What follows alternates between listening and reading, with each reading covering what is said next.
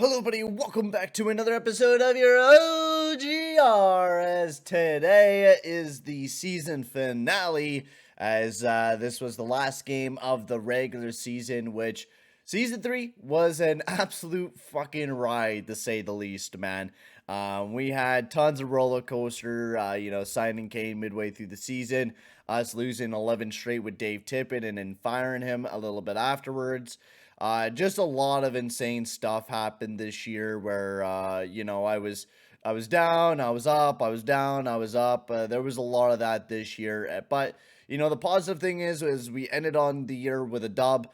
And now we get to head into the first round up against the Los Angeles Kings, which will be starting on Monday. P.S. I will be live streaming that. I will be live almost like every single day. So if you haven't already, make sure to hit that subscribe button and hit that like button as well, boys. That'll be very much appreciated because we got a lot of cool stuff coming along here for the playoffs and a lot of content that's going to be uploaded. We got, prediction videos are going to be coming up, preview videos for the Kings series.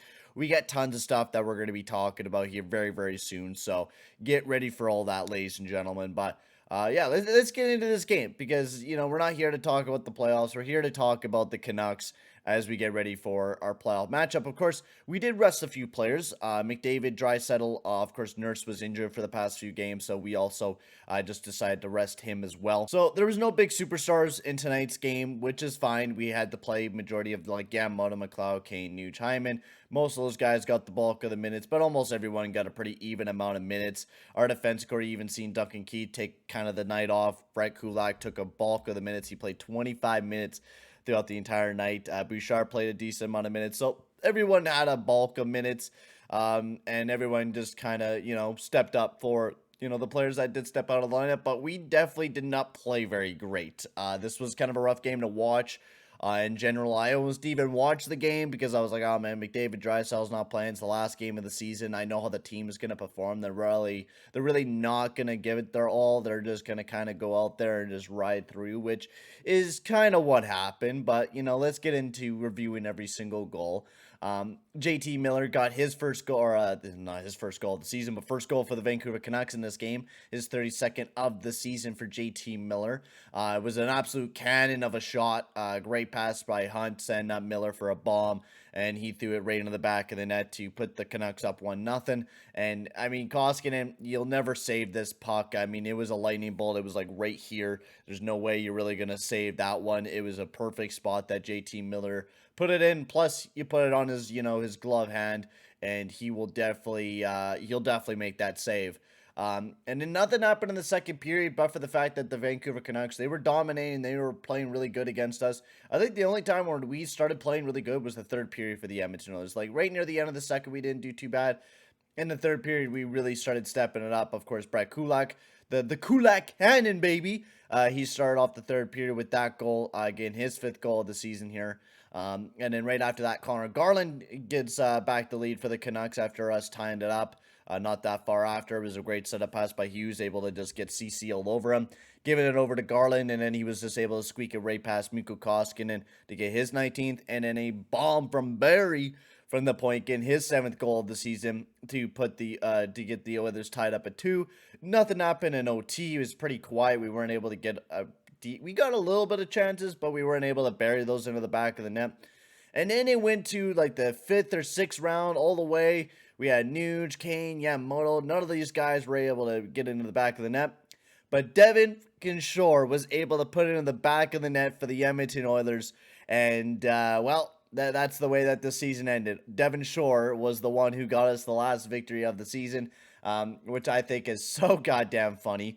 And, it's nice. We were able to beat the Vancouver Canucks, which I got to give it to us. We didn't look like we were for a moment of time. I was like, man, it looks like the Canucks are going to win this game. They're up 2-1, or, they were up 1-0, and we weren't able to score anything. We weren't able to pot anything back in the net. I was like, okay, yeah, tonight is not our game tonight. We're looking like we're just kind of riding it in. We're not really trying too hard.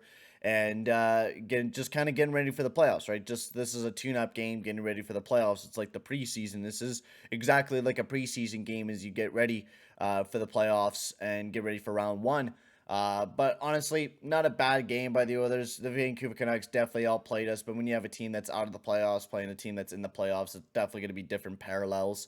We'll get into the players that played really good in the lineups and everything like that, because we've seen kind of a different combination. But Fogle, Ryan, and Nuge was one of the combinations. They really didn't do a whole lot offensively. They were playing mostly in their defensive zone, but they weren't able to generate a whole lot throughout the night. Cassian, Broussard, and Archibald. Same with them. They weren't able to generate a whole lot of opportunities, but they were probably one of our better offensive lines throughout the night. And they didn't play too bad. Plus, they played pretty well defensively as well. And I do give them that note that Broussard and Archibald did play pretty well throughout the night.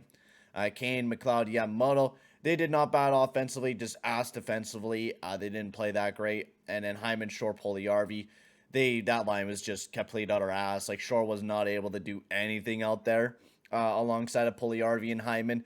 I mean, when and Devin Shore, I think it was just supposed to be a substitute for McDavid, or for Draisaitl, I meant.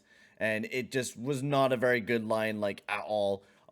It struggled to do anything, especially, you know, your center is your main facilitator. Your center is your main guy that carries the puck around. And when you got Shore there playing with those two guys, it really did not work out very well, like, at all. Defensive pairings, Russell and Barry, they were all right throughout the night. They weren't phenomenal defensively. Kulak and Ceci were really good defensively, though. They were probably one of our best pairings once again throughout the night. I've been really loving Kulak alongside of Ceci. That's just been an absolute gorgeous defensive pairing. And then Keith and Bouchard, they were right. Bouchard had a bit of a rough night last night, so he wasn't amazing throughout the night. But still, not a bad night for the Edmonton Oilers. Yeah, the Nuge, Fogle, and Ryan line, they were probably one of our worst lines throughout the entire night. They struggled to get anything mustered up. They weren't able to handle the puck very well. They weren't able to get it out of the zone. They got hemmed in a lot. Like, there was a full 2-minute shift for Nuge where he just got hemmed in inside his own zone by the Canucks. And yeah, it was a really rough game by those guys.